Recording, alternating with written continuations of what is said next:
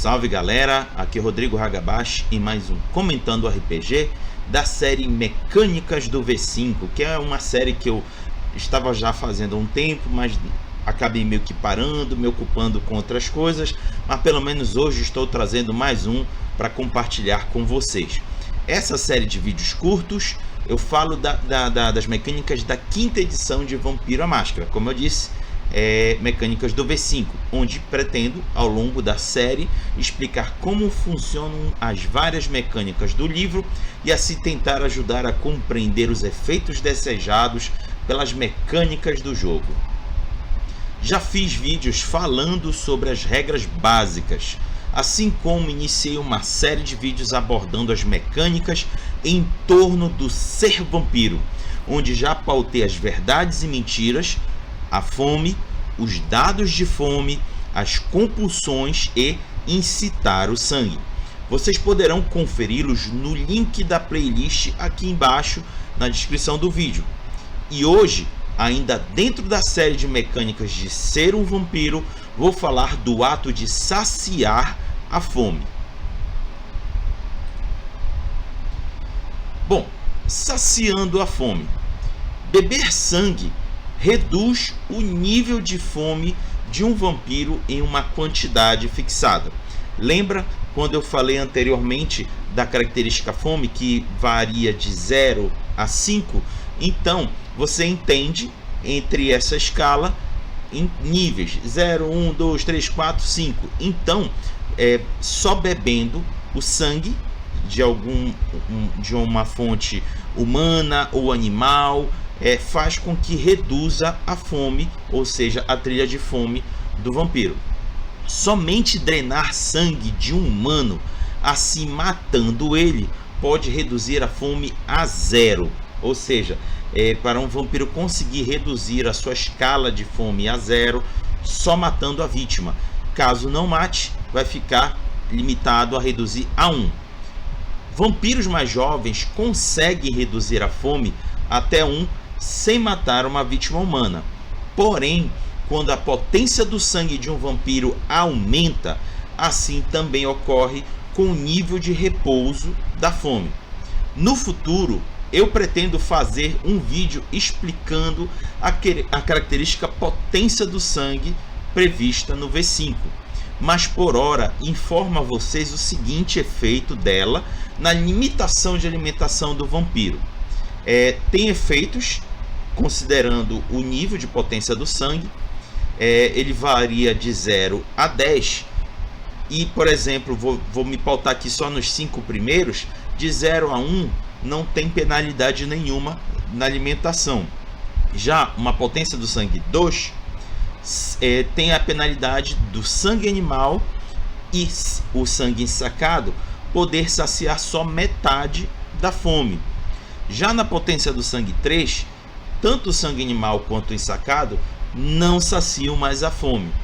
Já na potência do sangue 4, o sangue animal e o ensacado não saciam a fome e, ainda além disso, sacia 1 a menos de fome por humano.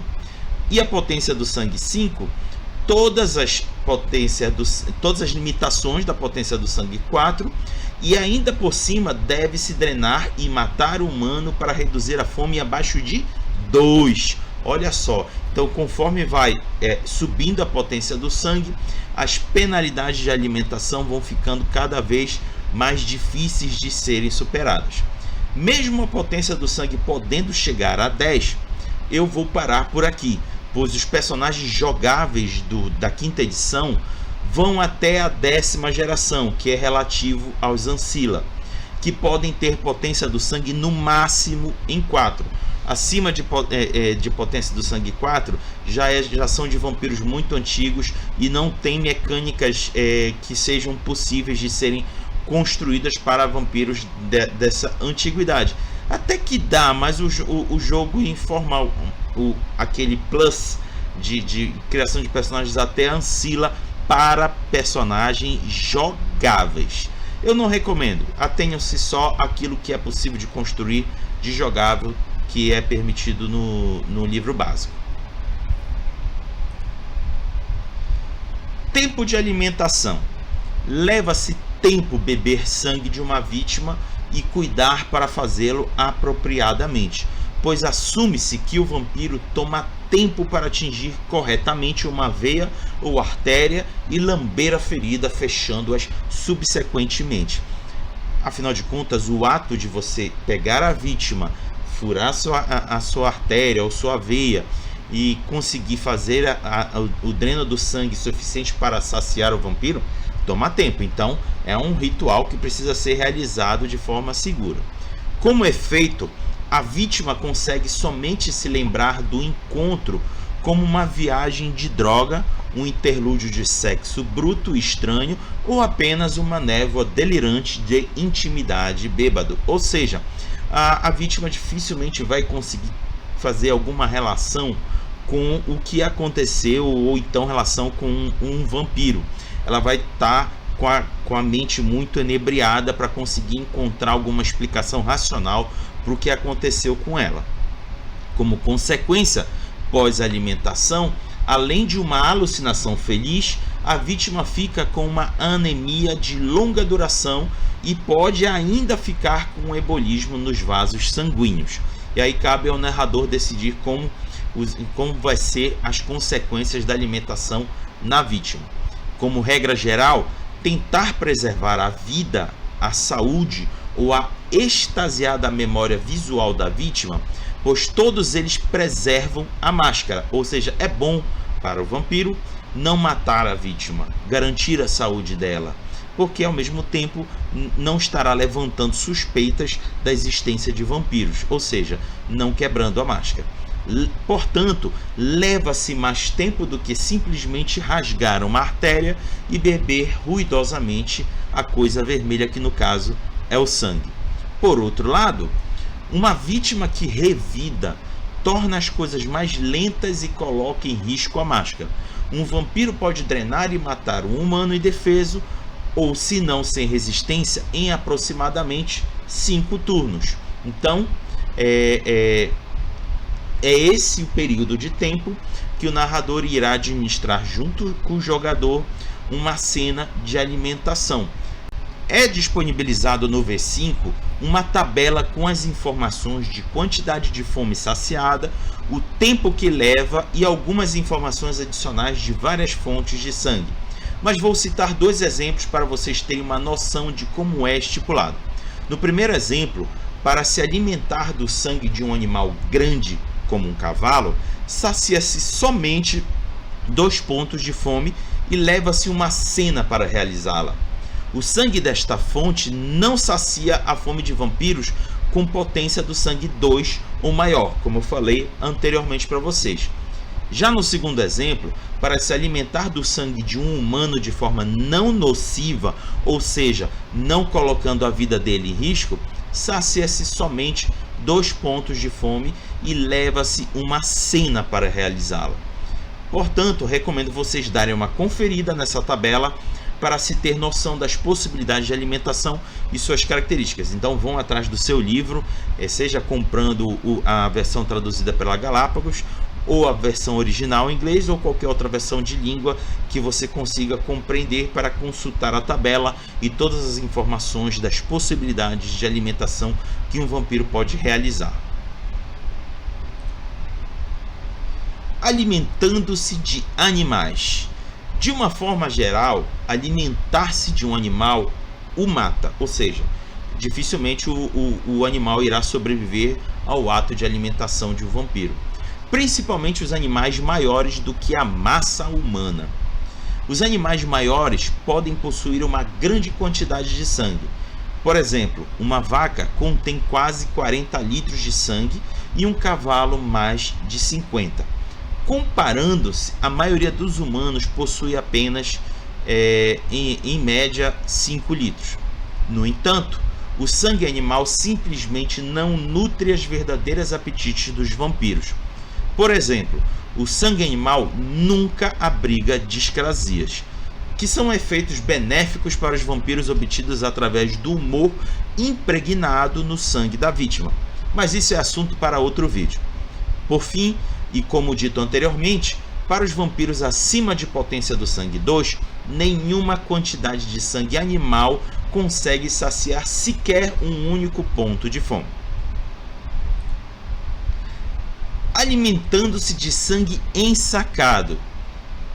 Galera, existe a opção dos vampiros que preferem obter um saco de sangue, uma sacolinha de sangue, para poder evitar os atos de terem que se alimentar de alguma vítima, tentando se evadir de alguma possibilidade desastrosa de ser descoberto e não conseguir se alimentar.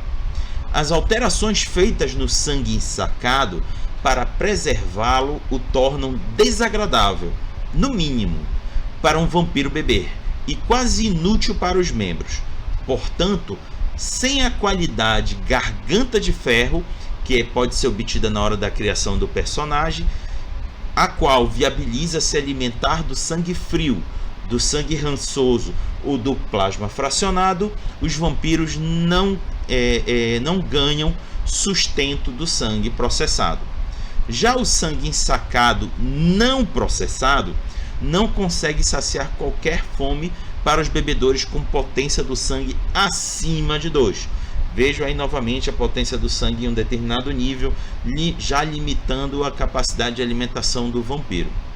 O sangue ensacado, como todo sangue, mais do que aproximadamente 15 minutos fora de um corpo, tem nenhuma ressonância ou outros efeitos potencializadores para o bebedor, embora os tremé e os alquimistas sangue fracos consigam às vezes ainda usar o sangue ensacado e os produtos do sangue em seus rituais e fórmulas. Já alimentando-se de outros vampiros, sim, é possível se alimentar de outros vampiros. Um vampiro que se alimenta de outro vampiro sacia um ponto de sua fome para cada ponto de fome aumentada que ele infligiu no doador, disposto ou relutante. Ou seja, o vampiro vai saciando o ponto de fome e igualmente vai aumentando pontos de fome para quem está doando. Já alimentar-se de um vampiro de pelo menos 2 níveis de potência do sangue maior do que a do bebedor sacia 2 pontos de fome para cada ponto de fome obtido pelo doador. Ou seja, é mais vantajoso beber o sangue de um vampiro com potência do sangue maior. Já em contrapartida, alimentar-se de um vampiro de pelo menos 2 níveis de potência do sangue menor do que o bebedor sacia somente 1 ponto de fome para cada 2 pontos de fome infligida no doador. Beleza? Então, galera, essas foram as explicações em torno do ato de saciar a fome para um vampiro. Essa mecânica é parte integrante do conjunto de mecânicas em torno da característica fome, que no V5 os jogadores devem monitorar e gerenciar, de tal forma que eles possam evitar as situações adversas que a fome pode gerar nas ações dos personagens. Consumir sangue é um ato complicado e que demanda ações que podem colocar o personagem em situações adversas. Portanto, cabe aos jogadores tomarem decisões que reduzam a frequência da necessidade de se alimentar ou buscar meios mais seguros para tal. Porém, outros meios demandam recursos e ou influência. Então é isso, galera. Por fim, no próximo vídeo eu irei comentar sobre o sangue, que irá se desdobrar sobre as gerações, potência do sangue e os seus dons e custos para os vampiros. Então, termino aqui esse vídeo e até a próxima. Falou!